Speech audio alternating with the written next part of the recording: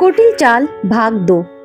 दूसरे दिन जब भास्कर राव त्रिवेदी अपनी पत्नी सुलक्षणा के साथ वीरेश्वर मिश्रा से अपने घर दिल्ली में वापस जाने की इजाजत मांगने के लिए उनके कमरे में गए तो देखा कि वीरेश्वर मिश्रा अभी अभी आए एक टेलीग्राम को पढ़ रहे थे।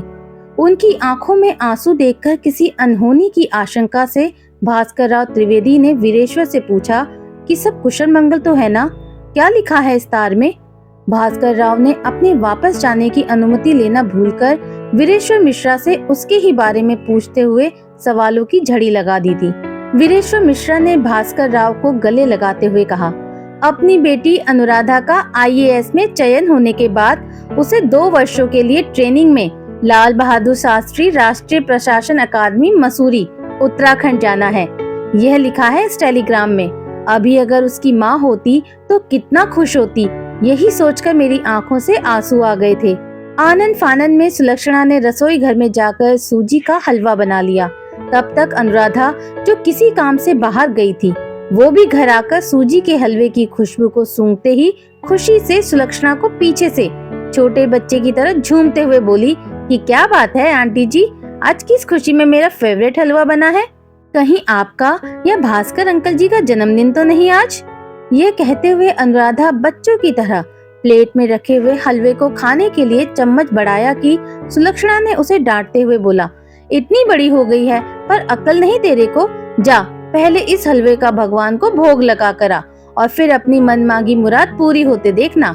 सुलक्षणा की इस मीठी डांट को सुनकर त्रिवेदी जी और वीरेश्वर मिश्रा जी भी हंस दिए। भगवान को भोग लगाकर अनुराधा ने सबको उस हलवे के प्रसाद को बांटकर सभी का पैर छूकर आशीर्वाद लिया। अभी तक उसे टेलीग्राम की खबर का पता नहीं था। सुलक्षणा ने अनुराधा के कान पकड़कर कहा कि तो फिर क्या मांगा तुमने भगवान से। अनुराधा ने सुलक्षणा को गले लगाते हुए कहा कि मैंने तो भगवान से बस यही मांगा कि मुझे सारी उम्र आपके हाथ का बना हलवा खाने को मिले। उसके ऐसा कहते ही भास्कर राव, वीरेश्वर मिश्रा और सुलक्षणा खिलखिलाकर हंस दिए।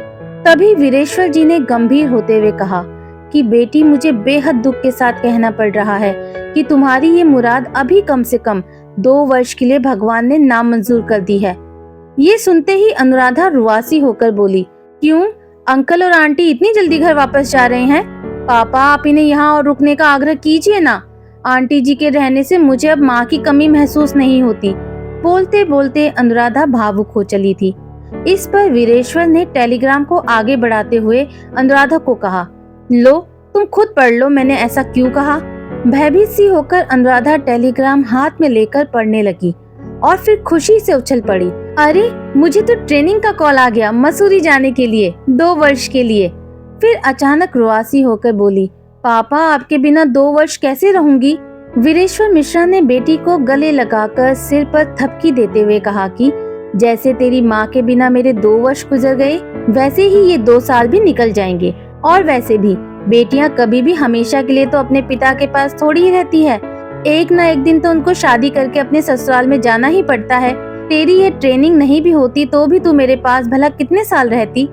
पल पल में घर का जो माहौल अनुराधा के ट्रेनिंग में जाने के लिए खुश था, उसके 2 साल के लिए घर से दूर होने की बात से ही दुखमय हो गया था। भास्कर राव त्रिवेदी ने सुलक्षणा को कहा कि अपने वापस जाने की बात हम अनुराधा के ट्रेनिंग में जाने के बाद वीरेश्वर से कर लेंगे।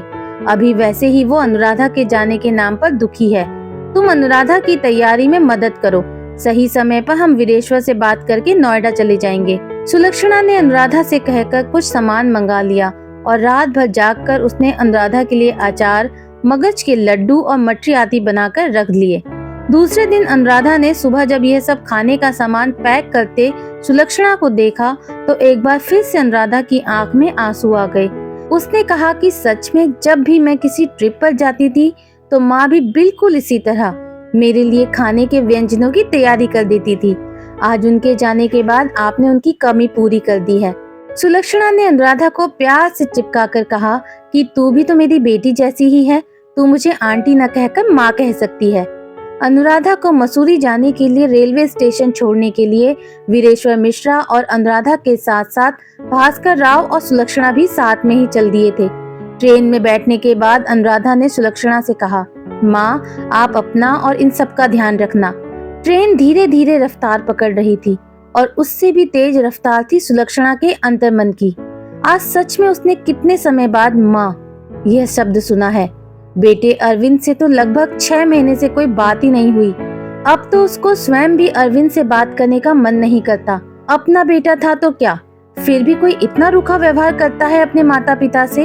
एक ये अनुराधा है, कोई रिश्ता ना होकर भी मेरे मन के कितने करीब हो गई है, जैसे कि मेरी खुद की बेटी हो।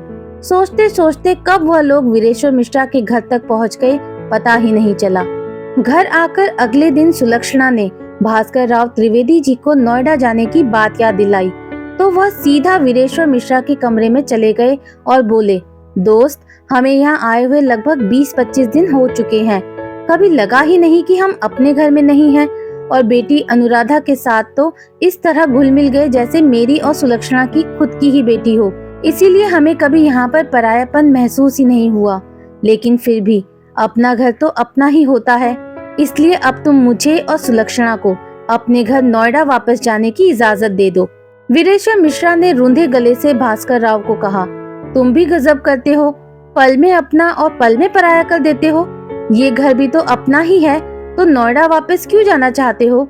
मुझसे कोई गलती हो गई हो या किसी चीज की कोई कमी लग रही हो तो मुझे बता दो, मैं तुरंत उस कमी को दूर करने का प्रयास करूंगा। वैसे भी अनुराधा के जाने के बाद आने वाले 2 साल तो मुझे इस घर की दीवारों से ही बात करके काटना पड़ेगा। बुरा न मानो तो एक सलाह है, नोएडा में वैसे भी तुम्हारे बेटे अरविंद ने तुम्हें कोई सुख नहीं दिया और तुम दोनों उसके बिना नोएडा में रहकर भी कोई खुश तो नहीं हो। क्यों ना तुम जरूरी सामान लेकर यहाँ हमारे साथ रहने आ जाओ और वह मकान किराए पर दे दो। मुझे भी यहाँ तुम्हारी कंपनी मिल जाएगी और तुम्हें भी वक्त काटने के लिए मेरे जैसा दोस्त मिल जाएगा। खाली वक्त में हमें अपने ओल्ड होम में रहने वाले वृद्ध जनों की सेवा करने का भी सुअवसर मिलता रहेगा। तभी उन दोनों की नजर पीछे बात सुन रही सुलक्षणा पर पड़ी तो वीरेश्वर मिश्रा ने चुटकी लेते हुए कहा, और सबसे बड़ी बात कि मुझे भाभी जी के हाथ का बना स्वादिष्ट खाना खाने को भी तो मिलेगा। भास्कर राव त्रिवेदी ने सुलक्षणा की ओर प्रश्नवाचक दृष्टि से देखा तो सुलक्षणा ने असमंजस की स्थिति में वीरेश्वर मिश्रा से कहा कि भाई साहब, अभी हम इतनी जल्दी में इतना बड़ा निर्णय नहीं ले सकते। हम एक बार नोएडा पहुंच जाएं, फिर शांति से वहां की परिस्थितियों पर विचार करके आपको अवगत कराएंगे। वीरेश्वर मिश्रा समझ गए थे कि वह लोग बात को टाल रहे हैं, पर इससे ज्यादा वह कर भी क्या सकते थे। इसीलिए उन्होंने भास्कर राव व सुलक्षणा जी के सामने हाथ जोड़कर कहा कि मैं भी भगवान से प्रार्थना करूंगा कि वहाँ की परिस्थितियाँ आपके लिए सुखद हों, परंतु यदि आपको जरा सा भी कोई परेशानी हो तो मुझे अपना छोटा भाई समझकर निसंकोच यहाँ चले आइएगा। भास्कर राव त्रिवेदी ने वीरेश्वर मिश्रा को गले लगाते हुए कहा कि बिल्कुल, अभी तो हम नोएडा जा रहे हैं, जल्दी ही मिलेंगे, अन्यथा तुम ही कुछ दिनों के लिए हमारे यहाँ रहने के लिए नोएडा आ जाना। सुलक्षणा का स्वादिष्ट खाना तो तुम्हें वहाँ भी मिल जाएगा। फ्लैट थोड़ा छोटा जरूर है, पर तुम्हारे लिए एक कमरा तो खाली करवा ही लेंगे। वीरेश्वर मिश्रा ने उनकी बातों का कोई जवाब नहीं दिया, बस भरी आंखों से उन दोनों को अपने यहाँ रुकने का मौन आग्रह करते रह गए। भास्कर राव त्रिवेदी ने उसी रात का लखनऊ से दिल्ली की ट्रेन का टिकट कराकर अगले दिन सुबह नोएडा पहुँच गए। 20-25 दिन से बंद घर की साफ सफाई, जरूरी किराना सामान, सब्जी भाजी, टेलीफोन बिल, बिजली बिल, सोसाइटी बिल आदि को निपटाते निपटाते 2-3 दिन तो यूं ही निकल गए। उसके बाद शाम को भास्कर राव ने वीरेश्वर मिश्रा से उनकी कुशल क्षेम पूछने को फोन पर बात की। फोन के दोनों ही तरफ से अपने अपने यहाँ आकर रहने का आग्रह था। 2-4 दिन और गुजरने के बाद सुलक्षणा ने भास्कर राव से अरविंद से मिलने की इच्छा जताई। भास्कर राव का मन तो नहीं था, परंतु वह सुलक्षणा को मना नहीं कर सके। शाम को वह दोनों ऑटो रिक्शा लेकर जब अरविंद के सरकारी आवास पहुँचे तो पता चला कि अरविंद के अत्यधिक शराब पीने की आदत व अपने अधीनस्थ कर्मचारियों से दुर्व्यवहार के कारण उसका किसी दूसरे शहर में दंडात्मक तबादला हो गया है। दुखी मन से भास्कर राव त्रिवेदी व सुलक्षणा अपने घर वापस आ गए। अरविंद ने अपने कार्यालय में इतनी खराब परिस्थिति कर रखी थी कि भास्कर राव जी को उस कार्यालय जाकर अरविंद का पता लगाना बहुत ही अपमानजनक लगा। इसीलिए उन्होंने घर पर ही आकर अपने निकटस्थ सूत्रों से अरविंद के बारे में पता करने की कोशिश की, पर अरविंद के बारे में कुछ पता नहीं चल सका। अभी तक तो सुलक्षणा को अरविंद की वापसी का मोह था, पर उसके तबादले के बाद तो सुलक्षणा का नोएडा में रहने का लगाव ही खत्म हो गया था। लगभग यही हाल भास्कर राव का भी था। एक दिन भास्कर राव ने हिम्मत करके सुलक्षणा से कहा, देखो अब हमें नोएडा में रहकर अरविंद से मिलने की कोई उम्मीद भी नहीं रही, घर भी अब काटने को दौड़ता है। लगभग यही हालत लखनऊ में वीरेश्वर मिश्रा की भी अनुराधा के बिना होगी। क्यों ना यह घर किराए पर देकर लखनऊ में वीरेश्वर के यहाँ चले जाएं? हम 1 और 1 11 हो सकते हैं। सुलक्षणा को भी यह बात जम गई। उसी शाम उन्होंने वीरेश्वर मिश्रा को फोन करके पूरी बात बताई और अपना लखनऊ आने का विचार बता दिया। वीरेश्वर मिश्रा ने खुशी से कहा, जरूर, मैं बेसब्री से आप दोनों के आने की प्रतीक्षा करूंगा। अगले 15 दिनों में भास्कर राव ने एक एजेंट के माध्यम से घर किराए पर देने का इश्तेहार दिया और गैर जरूरी सामान को औने पौने भाव में बेचकर बाकी का आवश्यक सामान पैक कर लिया। हफ्ते भर में ही एक बैंक मैनेजर मोहंती जी किराएदार बनकर आ गए। जरूरी एग्रीमेंट और 2 महीने का अग्रिम किराया लेकर भास्कर राव त्रिवेदी व सुलक्षणा नोएडा से रवाना हो गए। उन्होंने उस एजेंट को घर की साफ सफाई, टूट फूट मरम्मत और घर की पुताई का काम व पैसा देकर 1 सप्ताह बाद नए किराएदार मोहंती जी को शिफ्ट होने के लिए कह दिया। लखनऊ पहुंचकर भास्कर राव ने फोन के माध्यम से एजेंट और मोहंती जी से बीच बीच में बात करके अपना वह फ्लैट मोहंती जी को किराए पर दे दिया। 1 सप्ताह बाद ही मोहंती जी भास्कर राव त्रिवेदी के घर में शिफ्ट हो गए। इधर लखनऊ में आकर एक बार फिर से सुलक्षणा, भास्कर राव व वीरेश्वर मिश्रा की जिंदगी का सूनापन दूर हो गया था। वीरेश्वर जी का घर फिर से हंसी के ठहाकों से गूंजने लगा था। रोज दोपहर को वीरेश्वर मिश्रा और भास्कर राव ओल्ड होम में जाकर वृद्ध जनों के साथ उनकी जिंदगी के अनुभव सुनते, एक दूसरे का दर्द बांटते और शाम अनुराधा फोन करके उन सभी का हालचाल पूछती और अपनी ट्रेनिंग की बातें विस्तार से बताती।